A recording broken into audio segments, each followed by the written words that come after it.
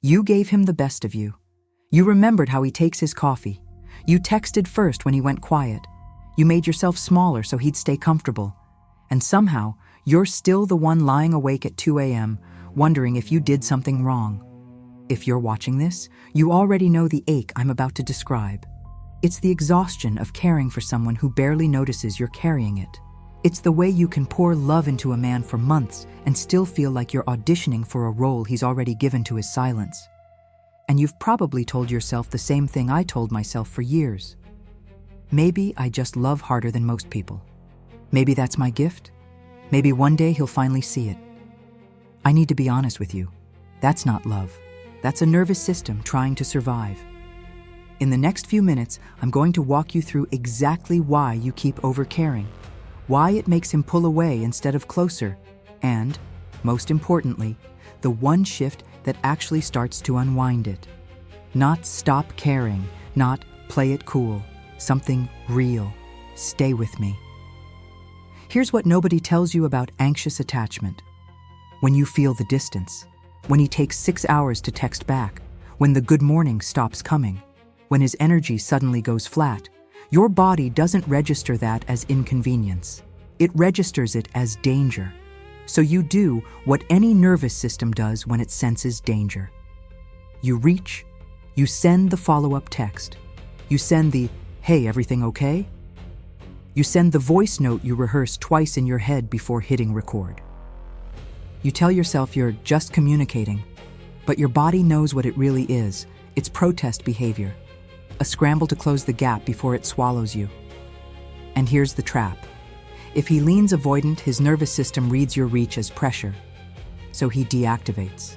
He goes quieter, leaves you on read a little longer, says he's just been busy this week, which spikes your anxiety higher, which makes you reach harder, which makes him retreat further.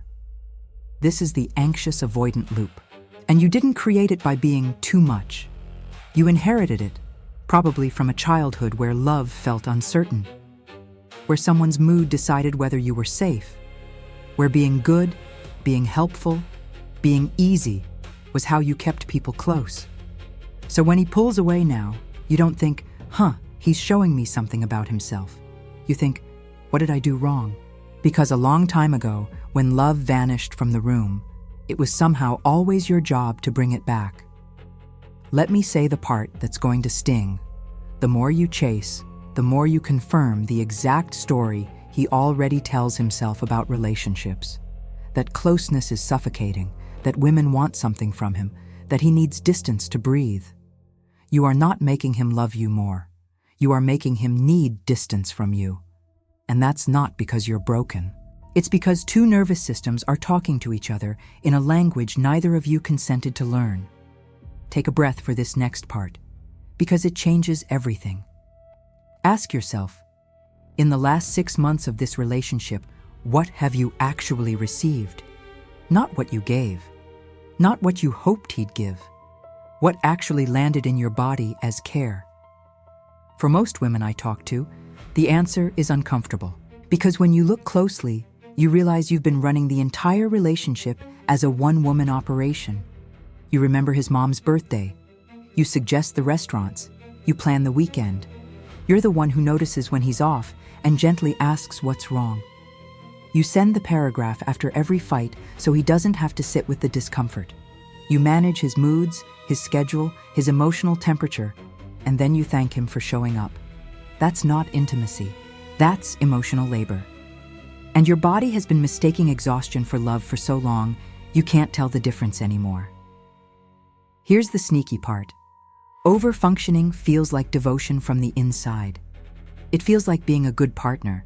It feels like proof that you're worthy of being chosen. But from the outside, it's a woman running a full-time job her partner didn't apply for, and slowly resenting him for not clocking in. The identity trap sounds like this. I'm the one who loves harder. I'm the one who cares more. That's just who I am. I want you to hear me on this. That identity was never who you are. It was a survival strategy dressed up as personality. Somewhere along the way, you learned that being needed felt safer than being loved. because needed can be earned. Loved has to be given, freely, and free felt too dangerous to trust. So you built a whole self out of doing. And when he doesn't reciprocate, part of you actually panics, because if he ever started meeting you halfway, who would you be then? What would you do if you weren't managing him? That's the question that starts the healing. Not, how do I make him care more? But, who am I when I stop performing? Every piece of surface-level advice out there tells you the same thing. Stop chasing. Match his energy. Leave him on red. Focus on yourself. And you've tried, haven't you? You've deleted the message before sending. You've made yourself wait 3 hours. You've told your friends, this time I'm not going to be the one who reaches out. And it lasts about 40 minutes. Because by hour 2, your chest is tight, your stomach is churning, and every notification on your phone is a small emotional earthquake. Here's why just care less fails you. Care isn't a choice you're making with your mind. It's a response your body is producing to a perceived threat. Telling an anxiously attached woman to care less is like telling someone having a panic attack to relax. You can't willpower your way out of a nervous system pattern. You have to retrain it. Real regulation looks nothing like Instagram's version of it. It's not lighting a candle and journaling about your worth. It's this. The next time your phone lights up and your stomach drops, before you type, before you refresh, before you spiral through the 20 possible reasons he might be pulling away, you put a hand on your chest and you ask one question. What do I need right now that I'm trying to get from him? Reassurance? Give it to yourself first, out loud if you have to. Comfort? Sit with the fear for 90 seconds and let it actually move through your body instead of chasing it away. Certainty? Remind yourself that no text from him has ever actually given you that. It just numbed the panic for an afternoon. This is what reparenting looks like in practice. Not affirmations, not manifestation. Just a woman meeting her own nervous system in the exact moment it used to hand the wheel to a man who wasn't driving anywhere kind. You do this once, you'll feel silly. You do it 100 times, you'll notice the reach getting quieter.